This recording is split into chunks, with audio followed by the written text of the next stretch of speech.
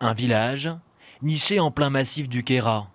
Arvieux et son habitat traditionnel est vêtu pour l'hiver d'un beau manteau blanc qui a de quoi séduire.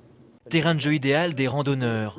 Au pied du célèbre col de l'Izoard, la large vallée bénéficie d'un fort ensoleillement. Quant au village, il respire la tradition. Rémi est très attaché à ce patrimoine. Il restaure les façades des vieilles maisons.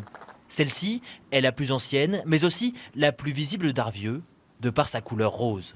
Entre les décors de chêne d'Angle qu'on voit bleu là derrière, les encadrements clairs autour des fenêtres et cette couleur de fond, ça correspond assez bien à ce qu'on trouvait sur la commune d'Arvieux, dans tous les hameaux de la commune d'Arvieux. Autre particularité des maisons de la vallée, ces balcons en arcade, conçus à l'époque pour résister au poids de la neige. Et, fait rare en montagne, dans cette ferme modeste, les voûtes ont même été décorées à main levée. L'Italie est toute proche, que l'influence des techniques de construction et des techniques d'embellissement des murs par les peintres italiens ou les écoles italiennes, effectivement là on a la preuve de l'influence directe des écoles italiennes. Une ouverture sur le monde et un habitat élaboré qui témoignent d'un état d'esprit des habitants de l'époque. Une mentalité qui s'est transmise de génération en génération. Yves est natif d'Arvieux. C'est mon pays, j'adore, c'est mes racines.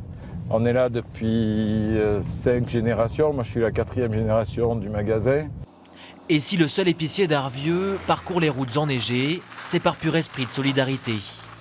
Aujourd'hui, comme chaque semaine, il va rendre visite à Papy Cornic, comme il dit. Âgé de 94 ans et habitant d'un petit hameau, il ne peut pas se déplacer. À part ça, qu'est-ce qu'il y a de nouveau ? Le temps. Le temps, ouais, il fait un peu froid, hein ? Ouais. C'est toujours un plaisir de rencontrer les clients, rencontrer surtout un ami.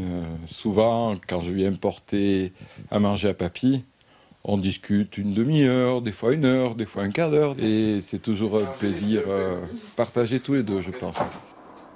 Même isolé, personne ici n'est abandonné. Cette vallée d'Arvieux, majestueuse, force l'admiration. Un pouvoir de séduction qui ne laisse personne indifférent.